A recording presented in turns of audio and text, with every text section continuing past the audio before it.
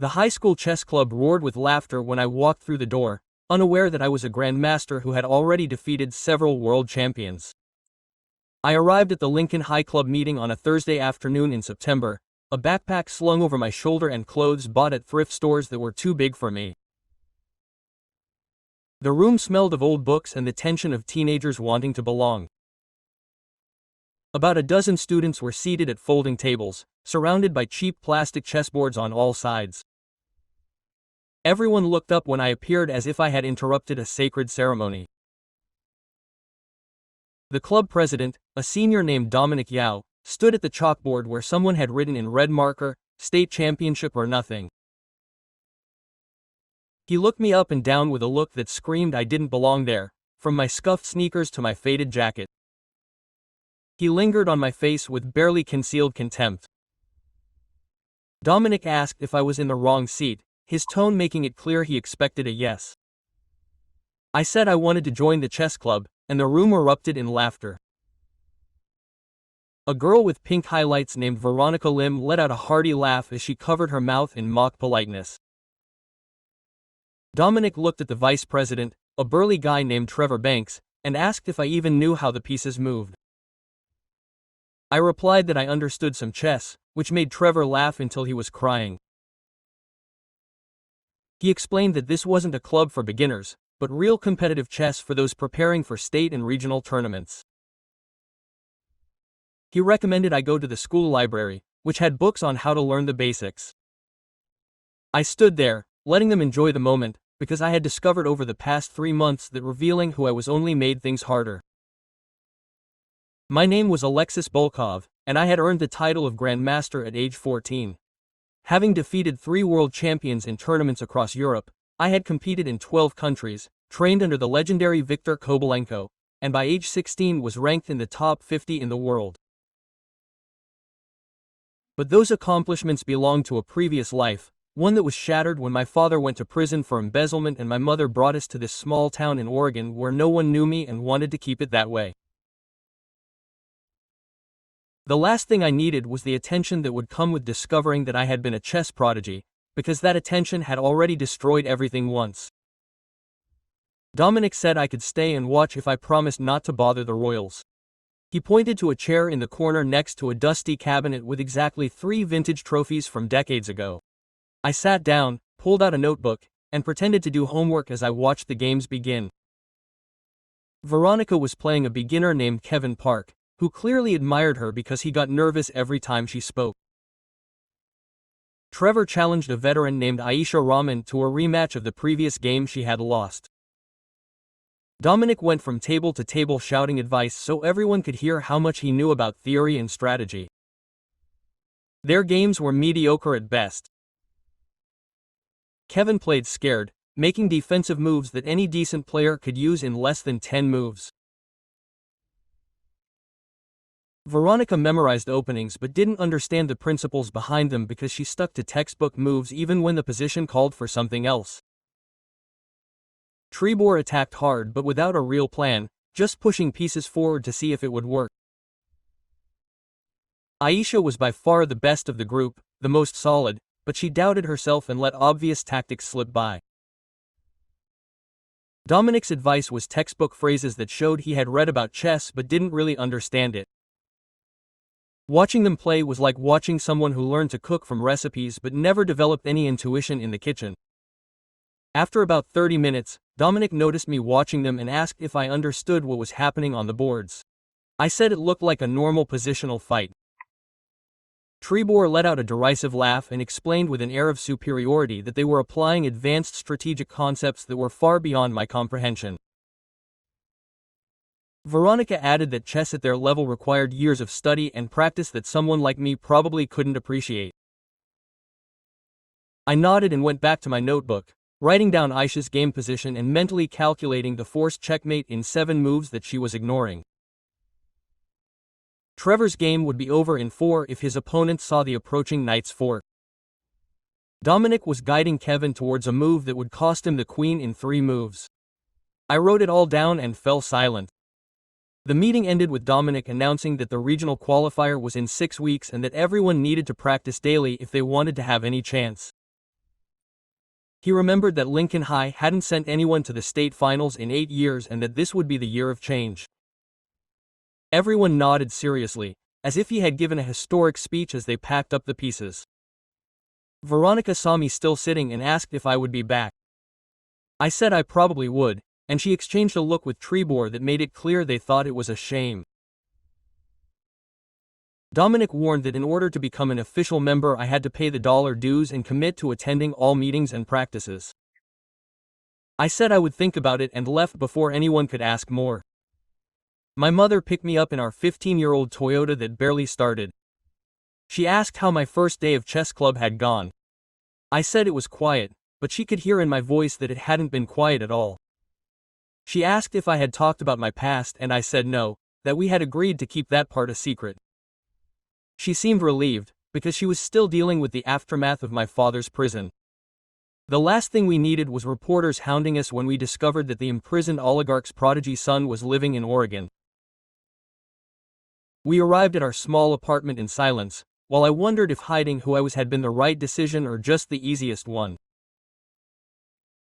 That night I pulled out my chessboard and reenacted world championship games I had studied years ago.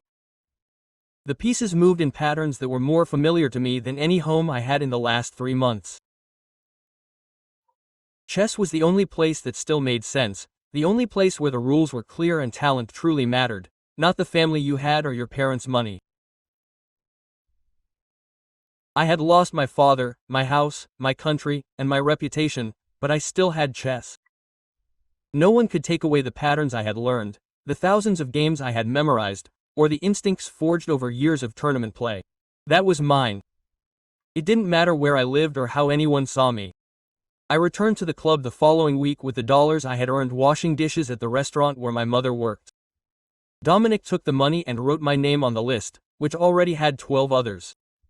He announced that there would be an internal tournament that day to decide the starting order for the regional qualifiers.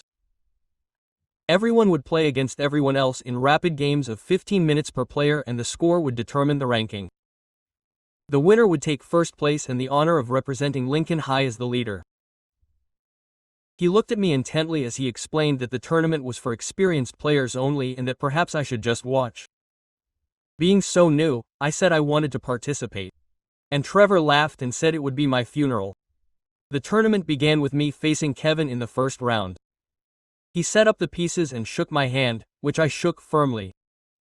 He opened with the Italian game and I responded with the classical Russian piano defense, keeping everything simple. Kevin played the first 10 moves from memory but started to overthink in the middle game. I had already calculated the next 15 and knew exactly how it would end, but I played slowly so as not to seem arrogant. His position collapsed on move 18 when he moved his bishop to defend a pawn and landed in a knight's fork he didn't see. He stared at the board for 2 minutes before resigning, his face red with embarrassment. Dominic watched my second game against a junior named Pablo Rivas, who played the Queen's Gambit with a good grasp of opening principles. I declined the gambit and took it to a closed position that suited my style. Pablo was solid for about 12 moves until he made a small positional error that gave me a time advantage. I pressed calmly, exchanging pieces when it suited me and holding on when it didn't. By move 25 I was in a lost endgame and knew it. He resigned gladly. He shook my hand and said it had been an impressive game. Dominic stood nearby frowning, trying to decide if he had only been lucky twice. The third game was against Trebor, who came in saying he was going to teach me what real chess was all about. Opened with the King's Indian attack, with the attitude of someone who believes they have a secret weapon. I had already faced the King's Indian attack about 300 times in tournaments and knew all the main variations by heart. Trevor's version played from pure memory, reciting openings without grasping the concepts. I allowed him to mount his offensive while I gradually adjusted my setup. Then I unleashed a queenside counterattack that caught him off guard. His king was exposed and all his pieces trapped in the wrong sector of the board. He resisted until move 28 before abdicating with a sour face, already mulling over mental excuses. Veronica continued to place her pieces with precision, everything in an impeccable row. Before starting the stopwatch, she opted for the French with acceptable solidity, winning the opening without any serious mistakes. The center game was her ordeal, as it required pure ingenuity. Instead of learned routines, I presented her with a pawn gambit that opened columns to her king. He meditated for 5 minutes to decide whether to take it. He avoided it with a cautious move, but that only allowed me to build more on the 23rd. His array already looked strangled and annoying. He capitulated on the 31st after losing my queen on a mandatory chain that he missed. Aisha, the fifth opponent, was without a doubt the superior player I had faced in the club. Up to that point she had handled the Sicilian with genuine dominance, achieving a dynamic position and creating real dangers against my king. We advanced to an intricate middle game where each side had options, forcing me to think deeply about the moves instead of flying on autopilot.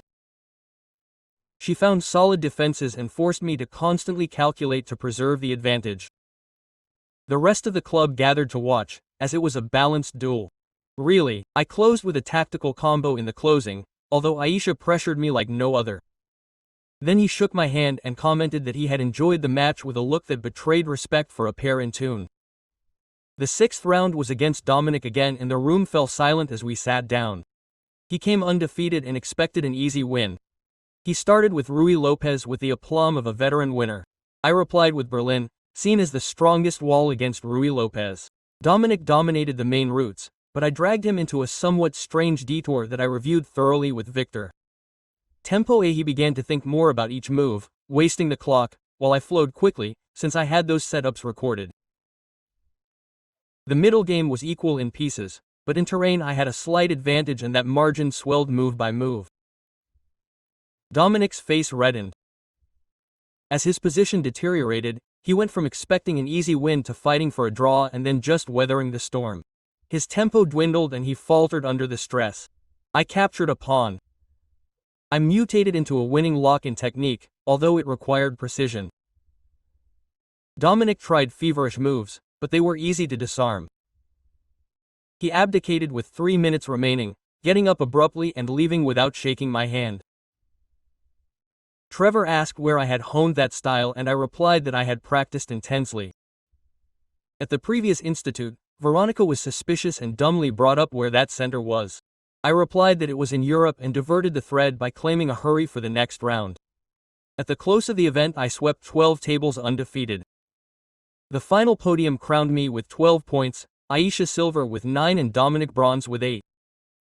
The locals were petrified into silence while Dominic wrote on the scoreboard with a faltering hand, which he attributed to suppressed fury. Trevor proclaimed it absurd that a newbie to the club could shine so brightly and demanded my real identity. Veronica took out her phone and tracked my name. In vain, then, Alexei Volkov abounds and my competitive trail lay hidden behind privacy shields that my mother paid for a lawyer after paternal confinement. Dominic called an urgent conclave of the post-paternal club, extras out, only with cores.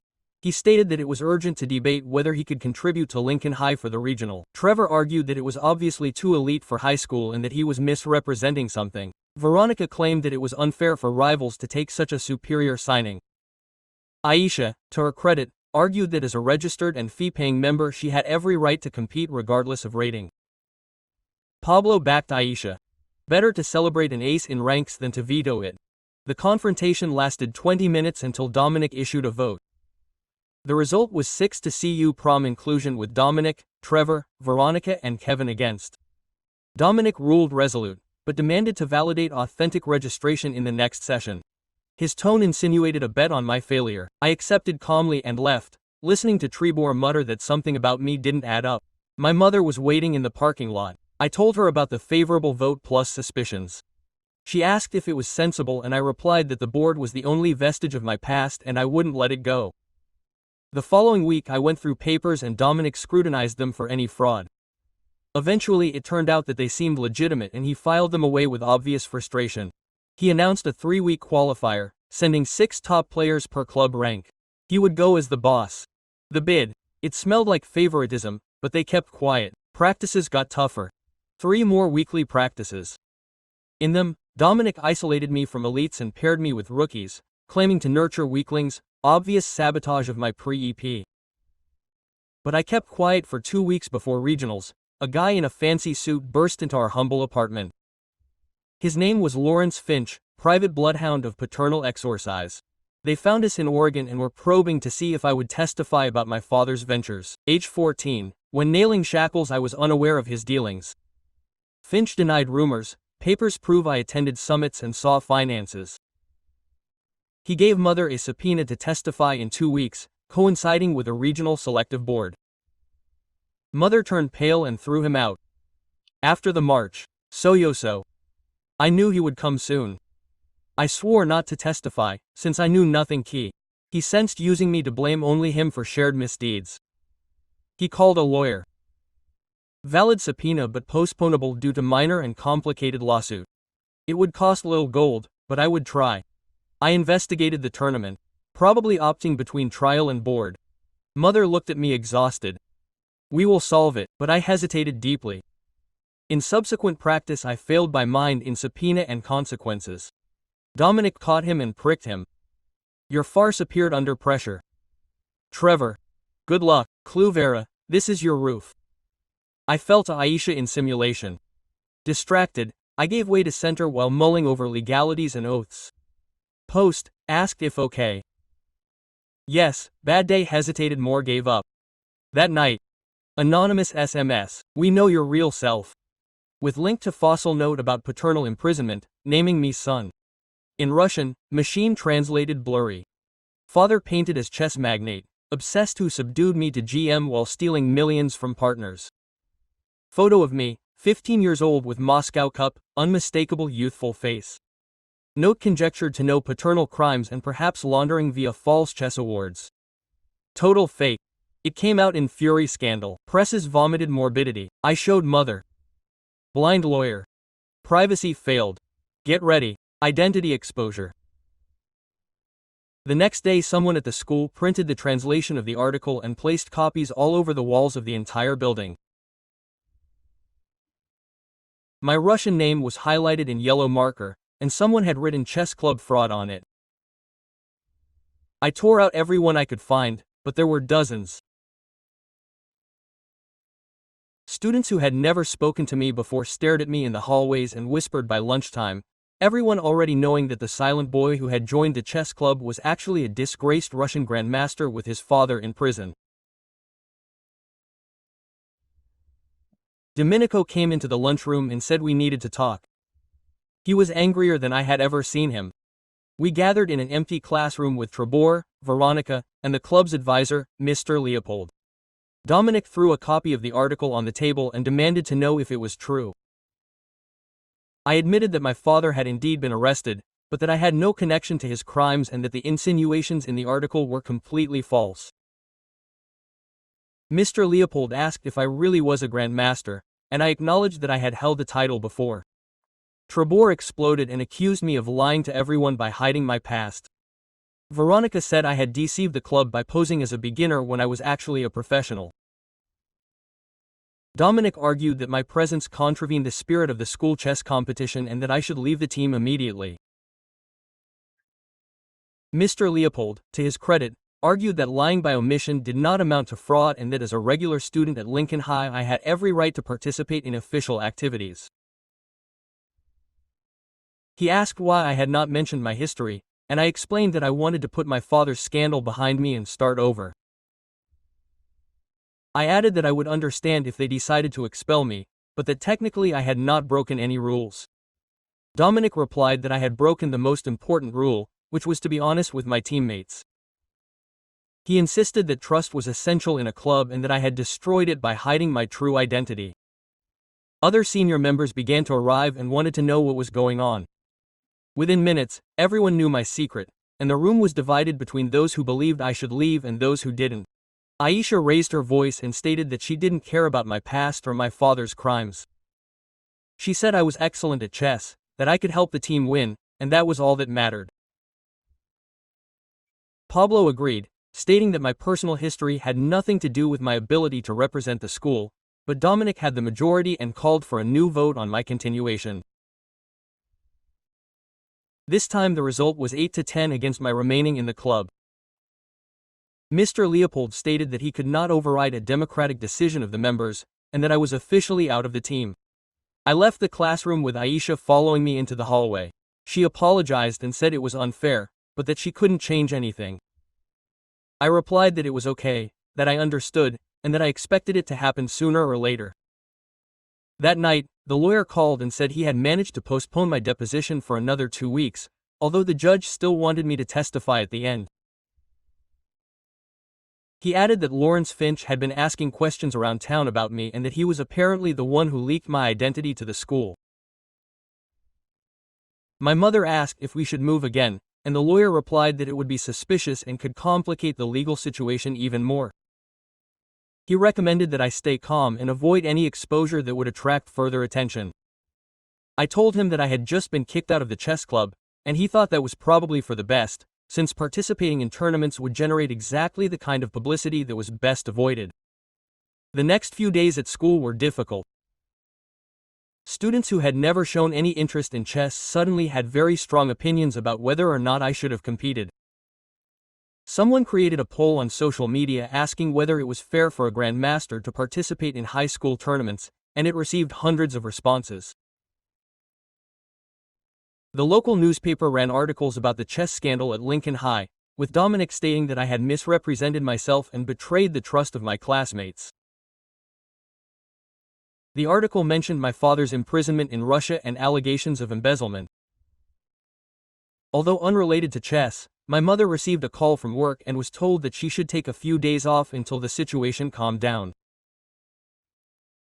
I stopped going to school for a week and studied at home using homework that teachers had mailed me. My mother said that we couldn't afford another move and that I would have to deal with this at some point. I passed the time playing chess online with anonymous accounts, crushing opponents who had no idea that they were up against someone who had already defeated world champions. The victories felt hollow and meant nothing, but at least they were something. I reenacted games from the intramural club tournament and reflected on how things might have turned out differently if I had simply played poorly and finished in the middle of the pack. Perhaps hiding my level had been even more crucial than hiding my identity. Lawrence Finch showed up at the small apartment again, this time with different questions. He asked if I would be willing to testify against my father instead of for him, saying that prosecutors would offer protection and possibly even a change of identity if I cooperated. I replied that I had nothing to say because I didn't know anything, and he insisted that everyone knows something if they look hard enough. My mother threatened to call the police if he didn't leave, and he left his card saying the offer remained open for another week. After he left, I told my mother that I was tired of running away from my father's mistakes and that maybe it was time to face it all head on. The regional qualifier was on a Saturday, and I wasn't there. Lincoln High sent all 6 of its players and finished 4th and failed to make it to state. Aisha placed 2nd in singles and earned a spot at state as an independent. He texted me the results and said the team had noticed my absence. According to her, Dominic played poorly, losing 3 out of 5 games and looking devastated. Trevor was reasonable throughout, but nothing special. He said the whole team had to deal with questions about me and that it affected his performance. I congratulated her on making it to state and asked if she would like to train together sometime. She agreed, and we arranged to meet at the public library where no one from school would see us. Aisha and I met 3 times a week at the library, playing classical games and analyzing positions together. She was eager to improve and absorbed everything I taught her about pawn structures, piece coordination, and long-term strategic planning. I showed her how to calculate forced variations and when to trust intuition or calculate accurately. Her game improved dramatically in just 2 weeks. She asked why I had never mentioned that I was a grandmaster, and I explained that my father had used my chess successes to build his reputation while secretly committing crimes, and that I wanted to dissociate myself from all that and be normal for once. He replied that normal was overrated and that I should be proud of what I had accomplished. State was in 3 weeks when Mr. Leopold called home. He said that the State Chess Association had received complaints about my exclusion from the Lincoln High team and wanted to investigate whether the school had violated any rules. Apparently several rival schools had gotten wind of what had happened, some arguing that if I had competed, Lincoln High would have had an unfair advantage. Others argued the opposite, that excluding me because of previous achievements constituted discrimination. The whole affair became a political tangle, with coaches and administrators debating eligibility rules that had never been clearly defined. Mr. Leopold said the association wanted to interview me about the facts. I met with 3 representatives from the State Chess Association in a conference room at the school district office. They asked about my chess background, and I gave a straightforward account of everything. Grandmaster title by age 14, tournament victories against world champions, training with Viktor Korchnoi. Competitions in 12 countries. Inquired about why I hadn't come forward when I joined the Lincoln High Club, explaining my father's imprisonment and the need for family privacy. One commented that it was understandable, but another mentioned that school sports required disclosure rules. For that very reason, the third pointed out that chess was not technically considered a sport and therefore not subject to the same regulations.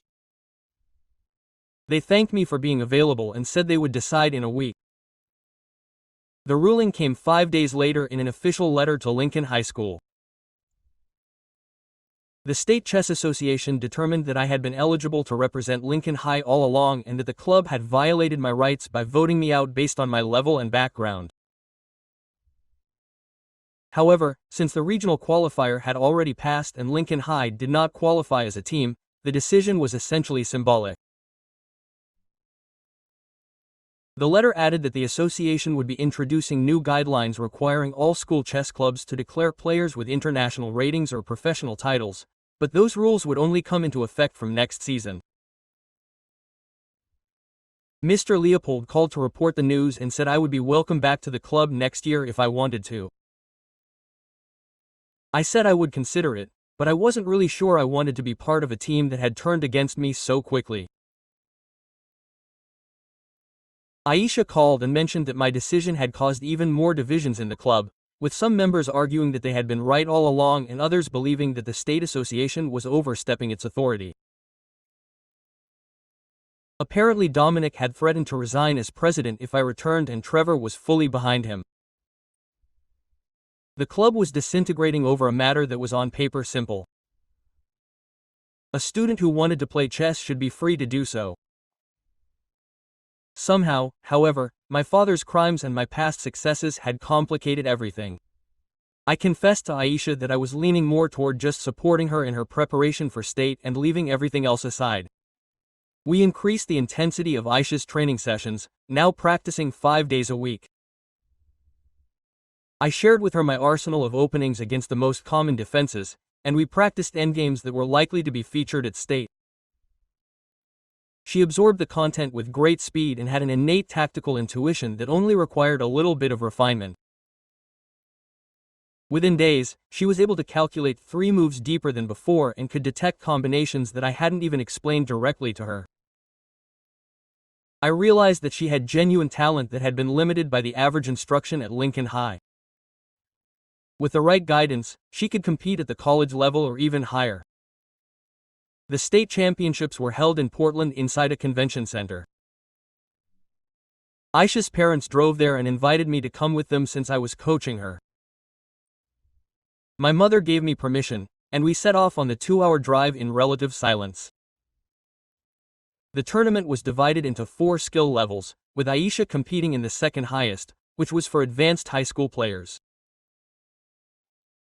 The room was buzzing with hundreds of competitors seated at dozens of tables with ticking clocks, moving pieces, and nearby coaches offering last-minute advice.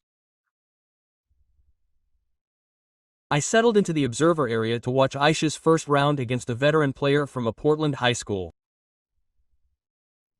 She executed the opening perfectly, gained a solid position in the middle game, and turned a slight advantage into a winning endgame.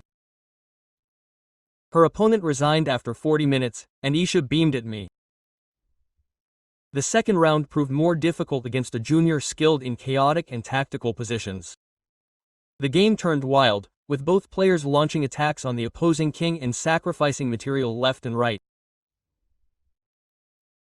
You could see Aisha analyzing meticulously, applying the methods I had taught her to assess forced sequences. She discovered a spectacular queen sacrifice that exposed the opposing king and culminated in checkmate in 5 moves. The room erupted in cheers, and several coaches came over to congratulate her. One of them asked who had shown her the combination, and she pointed me out from the spectator area. The coach came over to me and asked if I was her private instructor. I clarified that I was just a fellow student helping with the preparations. Between rounds, a tall, elegant man approached, introducing himself as Dennis Lockwood, a scout for college chess programs.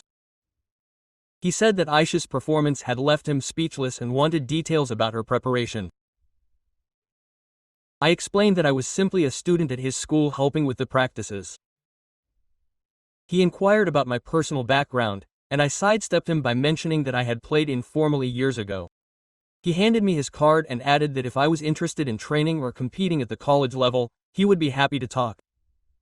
I thanked him and put the card away, knowing that he probably wouldn't get back to me, although I appreciated the thoughtfulness. Aisha won the 3rd round, and then the 4th, climbing to the top of her group. Other participants began to notice her, and coaches photographed the games for later study. One took me aside and commented on how impressive Aisha's progress from regional to state was, asking about the training plan she had followed. I replied that we only reviewed classical games and focused on the basics. He stated that our approach was yielding excellent results and asked if I would be willing to mentor his students over the summer. I said I would evaluate it, but I did not share my details. The deciding round pitted Aisha against a veteran named Christopher Bell, a 2-time back-to-back state champion. He was a tall, bespectacled young man who exuded the confidence of someone undefeated in that field. The game began with a theoretical duel in the Naschdorf Sicilian, going 20 moves deep on familiar lines before one deflected. Christopher demonstrated vast knowledge and thorough preparation. Aisha held her own, but was forced to defend herself as he launched a fierce kingside assault with all his might. I watched from the sidelines, powerless to intervene, just waiting for her to apply the defenses we had practiced. The situation became critical around move 30, when Christopher sacrificed a knight to undermine Aisha's king. She had to calculate precisely to determine whether the sacrifice was sound or a mere bluff to entangle. Her hands trembled slightly as she visualized variations. 5 minutes passed on her watch, then 8. Finally, she made the move that rejected the sacrifice and proposed one of her own in response. Christopher's eyes widened and it took him 15 minutes to capture. The position led to a sharp endgame with opportunities for both. They advanced to queens with few pawns, where every decision was crucial. Christopher had 3 minutes. Aisha deck. The time pressure began to erode his precision, and he made a slight error that gave Aisha a decisive advantage. She maintained her composure, playing quickly and accurately while he ran out the clock, looking for a non-existent salvation. Her flag fell in an irreparable position and Aisha was proclaimed state champion. The room roared with applause and her parents burst into the area to hug her. Christopher was stunned, staring at the board in disbelief at his defeat. The award ceremony took place an hour later. Aisha received the first-place trophy in her division and qualification for the National High School Tournament. The organizer highlighted her extraordinary progress and offered to publicly thank her coach. Aisha took the microphone, thanked her parents and Mr. Leopold and then emphasized the essential. My friend Alexis, who has passed on to me practically all my chess knowledge. The audience fell silent and I noticed several coaches scrutinizing me to identify me. Dennis Lockwood approached after the ceremony and revealed that he had made inquiries during the final. He already knew my exact identity and wanted to understand why I was coaching schoolchildren instead of competing in person. I told Dennis the whole story, my father's imprisonment, our move to the United States, and my obligation to remain discreet to avoid investigators and the press.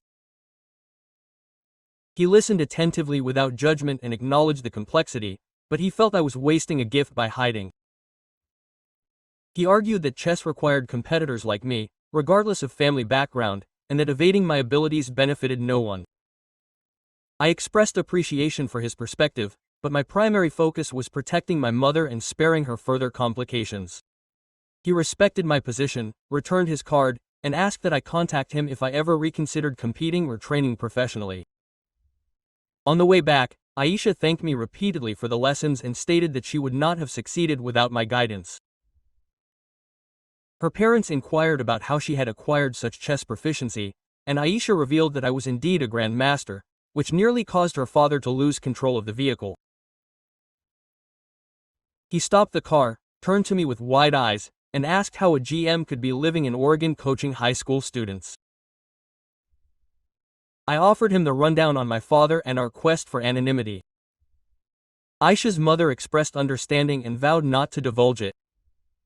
The father expressed gratitude for his daughter's help, but concern about the implications for her future tournaments. If they learned that she had been coached by a professional, questions about the validity would arise 3 days later, when the event director contacted Aisha's parents. Someone filed an anonymous complaint alleging that she had obtained professional coaching in violation of AMAT status rules. The complainant was unknown, but everyone suspected Christopher Bell's coach, who was upset by the setback. The state association launched an investigation and requested records of any coaching Aisha had received. Her parents telephoned me in anguish, asking how to proceed. I advised them to tell the truth, that I was merely a friend who had helped with practice without compensation. The state association countered that the payment was irrelevant. The instruction of a grandmaster conferred an unfair advantage on Aisha anyway. The inquiry lasted 2 weeks and produced dozens of correspondence between Aisha's parents, the state association, Mr. Leopold, and various officials. The central dilemma was whether a student could be penalized for accepting informal advice from an exceptionally gifted friend, or whether this fell within the realm of amateur school sports. Some officials argued that Aisha should be stripped of her title and banned from future tournaments. Others considered this nonsense, since there was no rule against supporting qualified individuals with whom one had a personal relationship.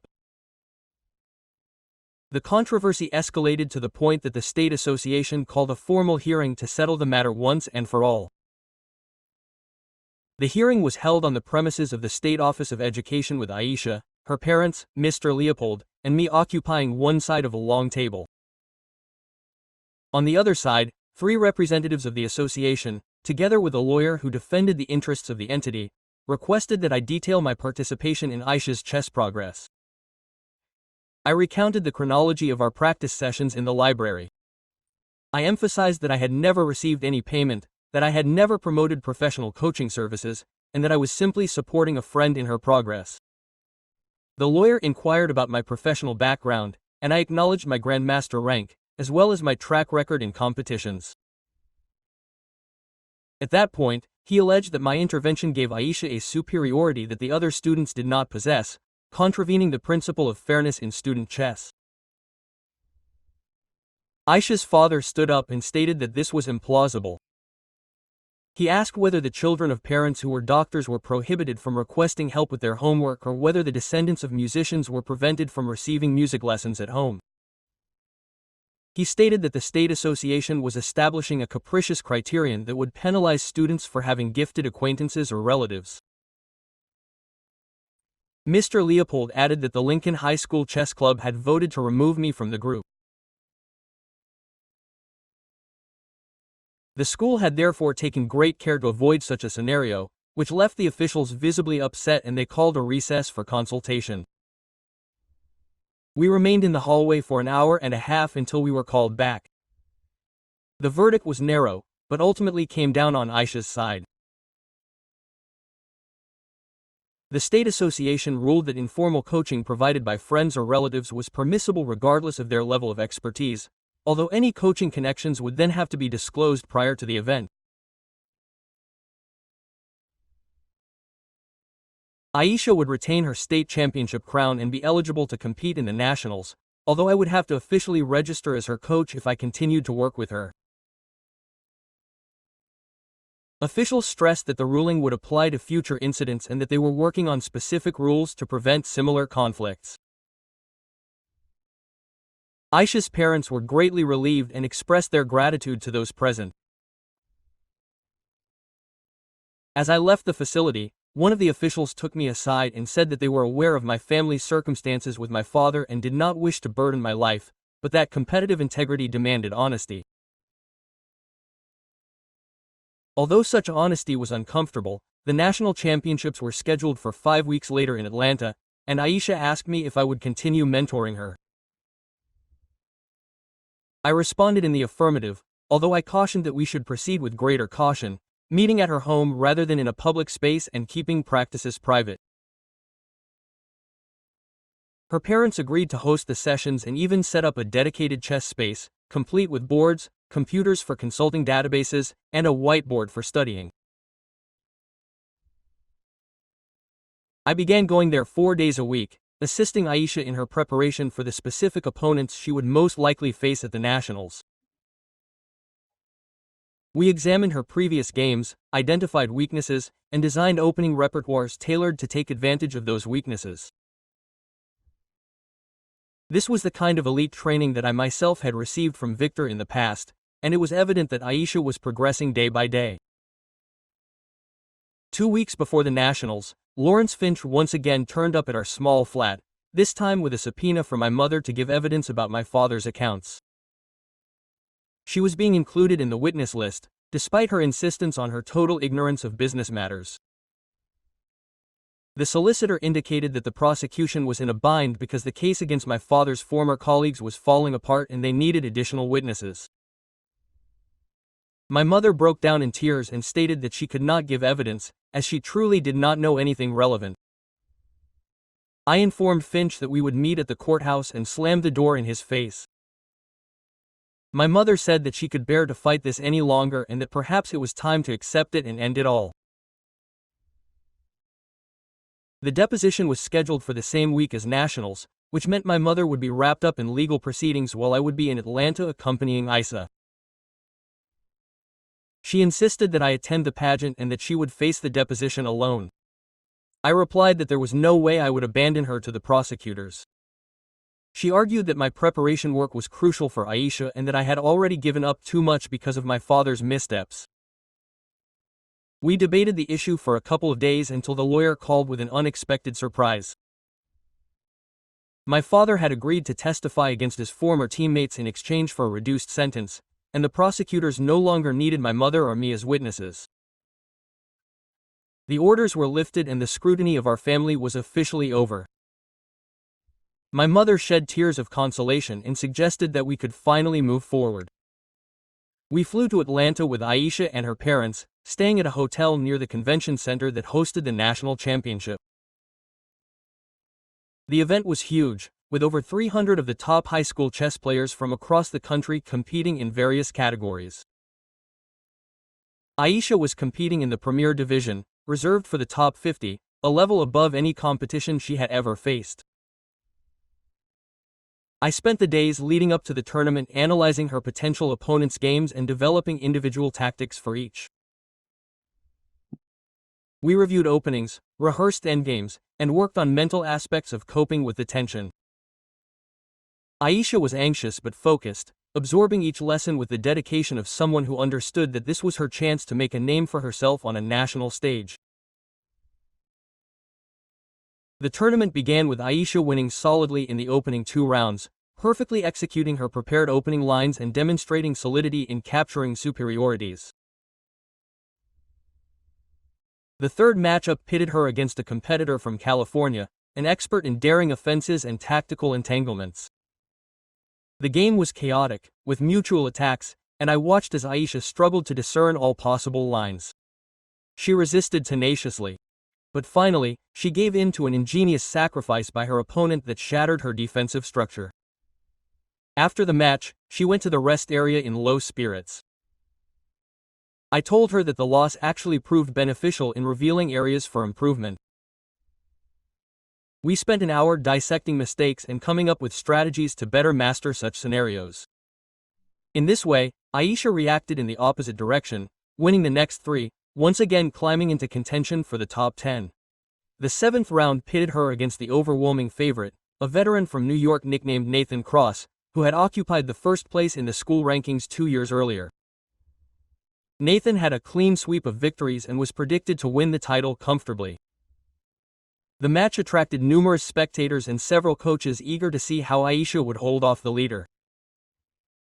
I watched from my assigned area, unable to communicate with her, only wishing she would recall how much work we had done. The game began with Nathan employing a sharp line of the Sicilian that had disarmed countless opponents. Aisha countered with a novel concept that Doc and I had devised for that variation, a pawn sacrifice that generated ample structural compensation. Nathan showed signs of bewilderment and spent 20 minutes pondering the novelty. The medium proved intricate, with opportunities for both sides, and it was noticeable that Aisha was delving deeper into her calculations with each turn. There were several powerful moves that put Nathan under constant pressure, preventing him from stabilizing his additional pawn. The situation reached a climax where Aisha could either repeat moves for a draw or risk a complete triumph. She opted for the latter, and the audience whispered in admiration for her audacity. Nathan defended himself masterfully, and the game ended in an endgame where he held the extra pawn. Although Aisha had dynamic pieces and counterattacks, they played over 40 moves in a technical battle that revealed a profound mastery of endgames by both. Finally, Nathan managed to activate his extra pawn and promote. Aisha resisted until exhaustion, but had to capitulate when promotion became inevitable. Despite the defeat, the audience gave both men a standing ovation for their masterful performance. Afterwards, Nathan approached Aisha and congratulated her on her exceptional performance, assuring her that she would be a figure to watch in future matches. That recognition from the top candidate meant everything to her. Aisha triumphed in the rest of the matches and finished in 8th place nationally, earning her claim as one of the most outstanding high school players in the country. The trophy presentation celebrated her achievement and highlighted that she was still a junior with another year of participation ahead of her. Several college recruiters contacted her parents about scholarships, and Dennis Lockwood, the old one, was there promoting his academy. Aisha mentioned me again with public gratitude in her speech, stating that without my guidance she would not have reached this level of proficiency. I kept a low profile, but I felt a genuine sense of pride in her accomplishments. Contributing to her triumph was more valuable than any of my own competitive victories. On the flight home, Aisha's father asked me if I would be willing to continue coaching her the following year with the aim of competing for the national championship. I said yes, provided conditions permitted, although family circumstances remained difficult. He understood, but insisted that his daughter had genuine talent and that I was the right person to develop it to the fullest. Aisha expressed a desire to continue progressing no matter what happened with tournaments or rankings. She said that chess had transcended mere winning. For her, it was about understanding, beauty, and the challenge of thinking more deeply than ever before. I recognized this change because it represented precisely what chess meant to me. Before my father's scandal tainted everything, when I returned to Lincoln High, the chess club was in disarray. Dominic resigned as president after Aisha's national triumph, making his decision to dismiss me seem even more unfair in retrospect. Trebor and Veronica also promptly left the club. Mr. Leopold called a restructuring meeting and asked if I was interested in taking on a leadership role. I indicated that I would join as a regular member but did not want any official position. Aisha was unanimously elected president and quickly transformed the dynamics of the club, establishing rules against elitism and requiring advanced players to support newcomers with coaching. The club grew from 12 to 30 members in just a month, as word spread that it was now an inclusive space for chess players of all levels. I began teaching group sessions twice a week, covering opening fundamentals, tactical patterns, endgame techniques, and chess philosophy. The beginners progressed quickly, and several intermediates began to show real potential. Kevin, who had lost to me in the first round of that initial club tournament, became a solid competitor who reached the state finals. The following year, Pablo developed an interest in chess composition and began designing original problems that were published in chess journals. The club evolved from a competitive focus to one focused on learning, and the atmosphere changed completely. People genuinely wanted to participate rather than just attending out of obligation. In March, the state association contacted me to ask if I would agree to coach the representative team in the national team championship. They explained that they had reviewed my record in detail and felt that my exclusion had been unfair, but that I could contribute a lot as a coach. I said I would consider it and consulted with my mother. She mentioned that my father's legal case had finally been closed with him serving time in Russia without directly impacting us. Prosecutors moved forward with other investigations, and media interest waned. He stated that if I wanted to return to chess publicly, he would have his support. I accepted the coaching position and began working with top players from across the state. The national team championship was held in Chicago in June, with state delegations competing in a round-robin format. I led a team of 6 players, including Isa, preparing them for each match and reviewing games between rounds. We placed 3rd nationally, our state's best performance in 15 years. This experience reconnected me with the competitive chess scene that I had abandoned, and several tournament organizers approached me about returning to adult events. I said I would consider it, but I did not yet feel ready for a serious commitment to competition. Coaching seemed safer and more fulfilling than playing, as it allowed me to contribute to chess without exposing myself to the spotlight. That summer, I began private lessons at a reasonable rate that helped my mother with household expenses and gave me a sense of purpose beyond simply escaping the past. Word spread throughout the chess community that a grandmaster was teaching in Oregon, and my schedule quickly filled up. I worked with children as young as 7 and adults in their 60s, helping each deepen their understanding of the game. Some aspired to serious competition, while others simply sought to appreciate it more intensely. I liked both types of students because they reminded me that chess has a value that goes beyond winning or being defeated. In August, Dennis Lockwood approached me with an offer to direct his college program, including a scholarship. If I enrolled as a student, I would coach the college team while furthering my education and would be eligible to participate in adult tournaments. Given my circumstances, the offer was attractive and would allow me to continue my college career without giving up chess. I discussed this with my mother, who encouraged me to accept it, assuring me that she would be fine on her own and that I should begin forging my own path. Rather than dwell on the past, I accepted the position and enrolled for the spring semester, with plans to transfer to Lincoln High after the fall semester. My final semester at Lincoln High was bittersweet. The chess club had grown to 40 members with a waiting list to join. Aisha prepared to take on the state and national teams again with a confidence based on proven skills rather than natural talent. The atmosphere that had initially ridiculed me for joining had changed to one of warmth and support. I reflected on how things might have been if I had come clean from the beginning instead of hiding it. Perhaps openness would have been preferable, or perhaps the criticism would have just come sooner. In any case, I came to understand that hiding your true colors is only effective until it is revealed, and then you must face the repercussions of the deception coupled with what you were trying to hide in the first place. If you like this, you'll probably want to continue watching the next chapters. So, subscribe now and let me know what you think in the comments. Yeah.